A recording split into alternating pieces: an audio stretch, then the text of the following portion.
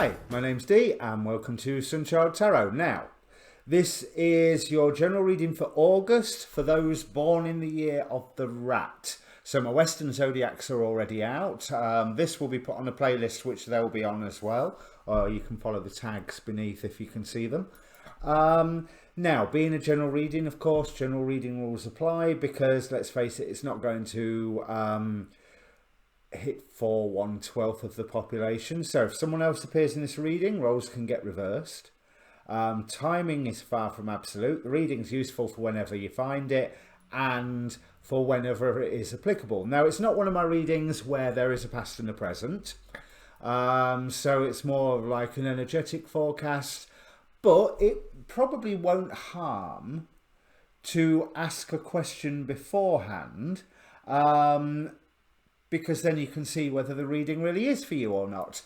So take a moment, pause the video if you have to, think about all the questions that are around you, choose one of them, focus on it, but be aware of all of them because cards will answer what they want. You've heard me say that in previous videos, so that's the long and the short of it.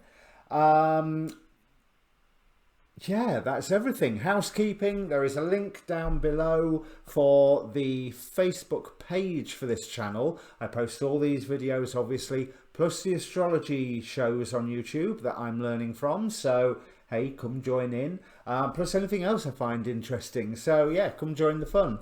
Right, that's it. I'll bring up the cards because I can't think of anything else to say. That was a really short waffle. Right then, rat. So... excuse me. Now, it strikes me that you are composing a new beginning, or you have just started a new beginning with something. So this is referring to something new, but I believe something that is already underway. Starting fresh. A wonderful new beginning is blossoming in my life from the Gateway Oracle.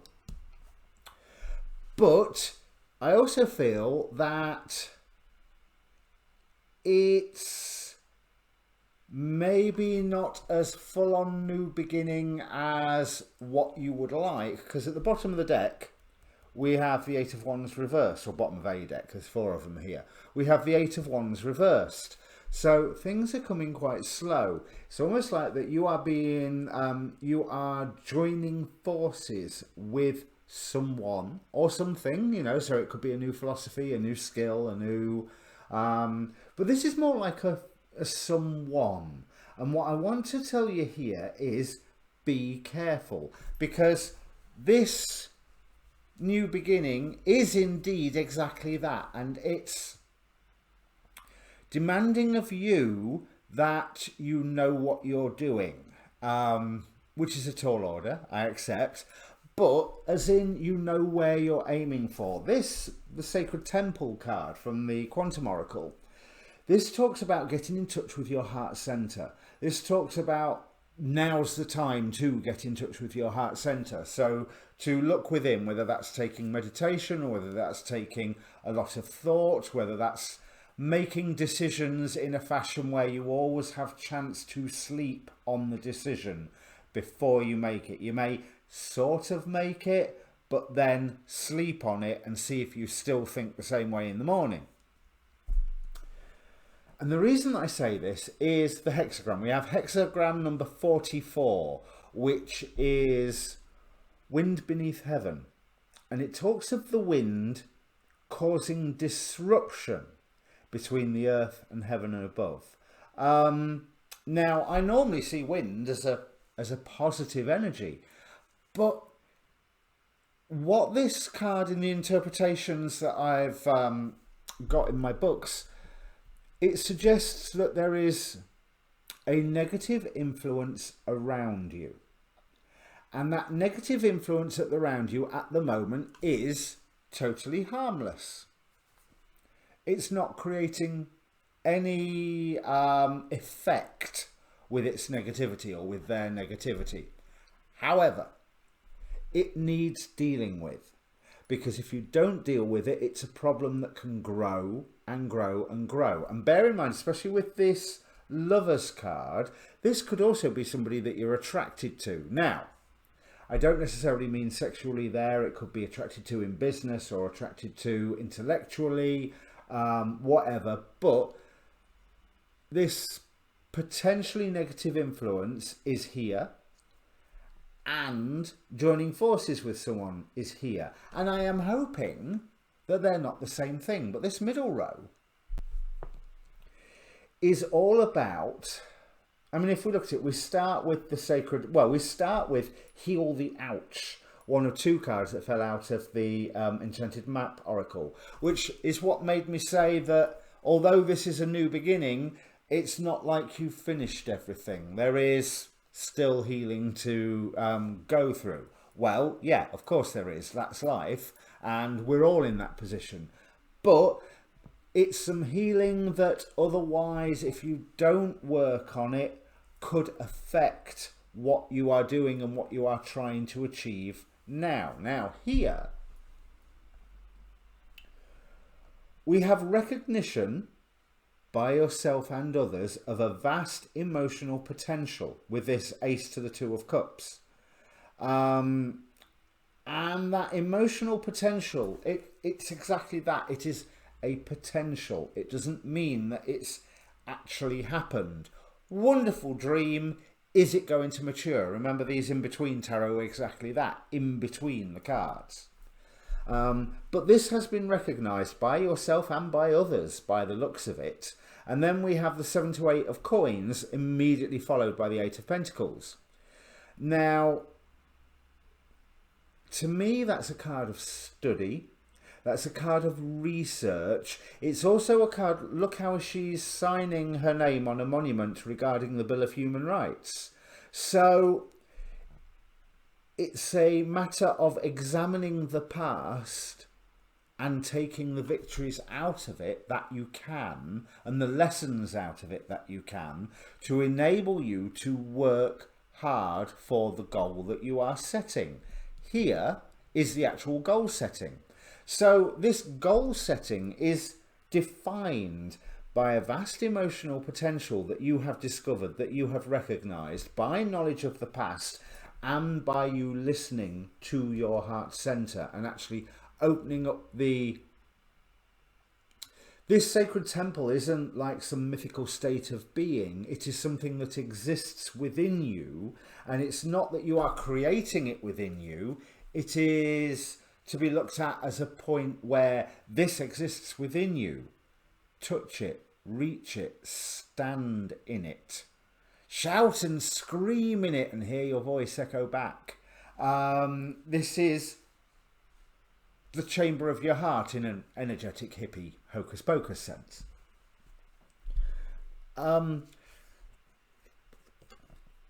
This hexagram warns about taking on board others' contribution to that planning process. Because if we look here, we have the Justice, we start with the Lovers and the Knight of Wands, or Knave of Wands, sorry, Page of Wands. Now, this page has been left a little bit bemused by whoever this person is walking away in the distance. She's carrying a light, but she also feels very, maybe it's the black robe, that she feels very, very mysterious. What she's actually reminding me of is, my geek is going to show again now. She reminds me of Agatha Harkness, who was nanny to Reed and Sue Richards' child out of the Fantastic Four, but she was also a witch. And so there's this hint of knowledge, but that is them walking away. It's as if she's just delivered some great bombshell that's left that Knave of Wands going, okay, what am I supposed to do with that?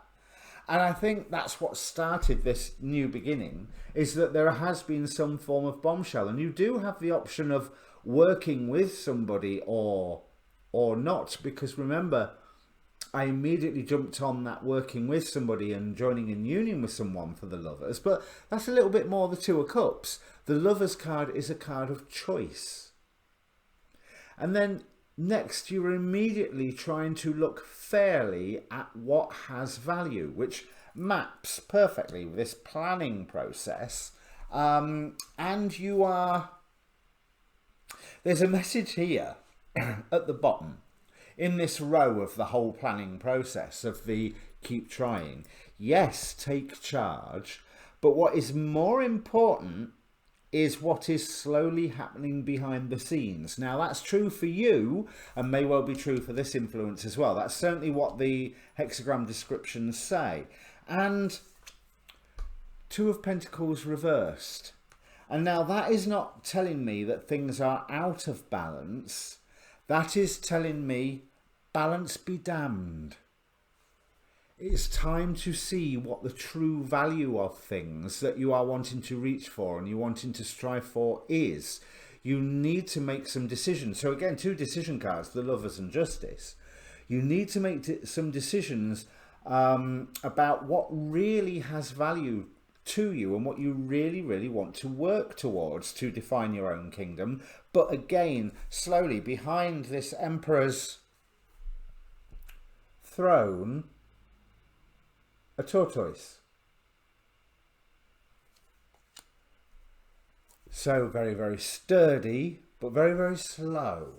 Although the little ones can move quite fast when you're not looking. But nevertheless, the image is of some form of slowness there, but some form of sturdiness as well.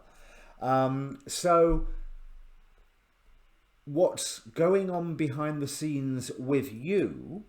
Nine of Pentacles here. So this is all very self-focused, even though we've got this influence of somebody else. What is going on with you deep within is important. This is why we've got that Sacred Temple card. And also here, card number 22 from the Enchanted Map Oracle, Intention, which is an owl carrying a pen on top of an egg. It doesn't show up on that camera, so let me try it on this camera. So look, owl, pen, egg. You know, this is a pregnant time, but that egg has not yet hatched. And you have to use wisdom in how you are nurturing this egg at the moment. I cannot stress that enough. Because as soon as you have made these decisions, that's when things start starting to change. There will be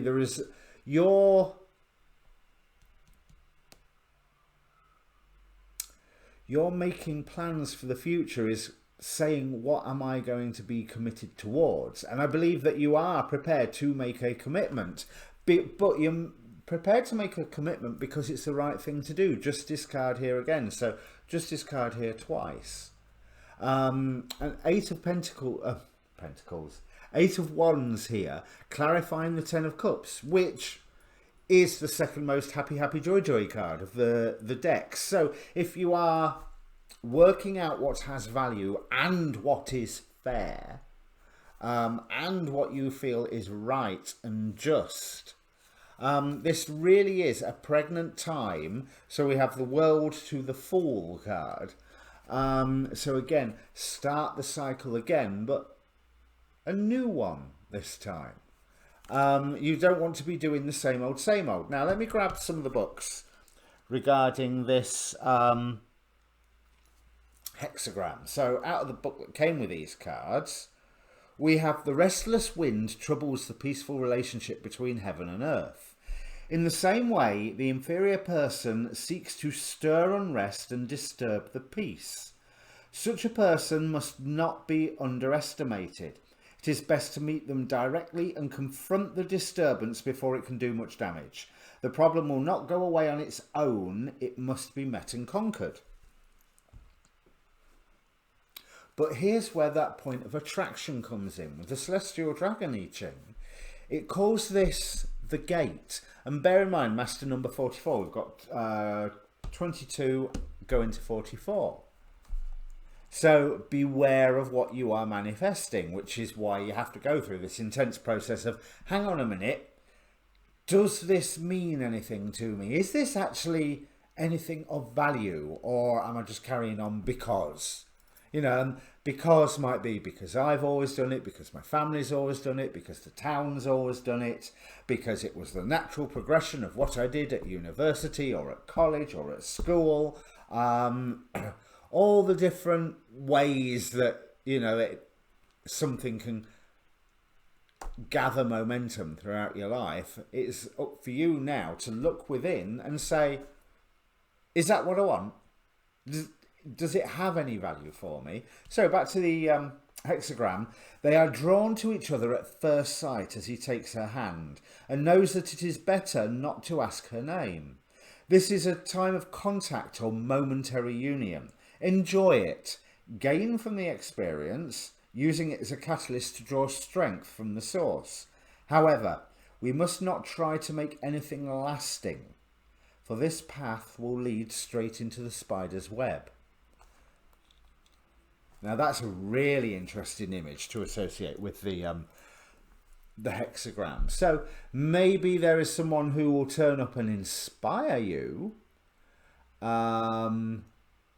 but you know, that's their only task. They're there to inspire you, and then you move on, because that way line is danger. Now the verse that I pulled from the Tao Te Ching also has that theme. We have to keep the power in awe. Verse number 72. When people lack a sense of awe, then disaster will descend upon them. Do not narrow the living space of the mind. Do not reject the inherent character. Because one does not reject, one will not be rejected. So do not reject the inherent character. Recognize what's going on here, but more importantly, recognize what's going on here in yourself, especially with that vast well of untapped emotional potential that you've just discovered. That is why the sage knows himself but does not flaunt himself. He loves himself but does not value himself. Therefore he discards one and takes the other. Now, does not value himself, it probably meant something different the first time that was wrote. And we're not talking about you valuing you. We're talking about you valuing whatever is around you, whatever you can witness. If you notice on this Justice card, her eyes are wide open. It is everything that she can see. But by working out what's of value and what isn't, and working towards, getting towards the things that are of value, that's where this happiness lies. And once you make that step, things will start happening fast, which they're not at the moment, nor should they be at the moment, because there's this danger and you've still got some healing to do. Heal the ouch here. The other thing is we have angel number 77 here with 7 of Pentacles, 7 of Swords. So those two together, also, especially going on to the 7, 8, 8, that implies to me that sense of research, that sense of looking into things, whether that's a course of study or whether that's examining your own experiences with hindsight.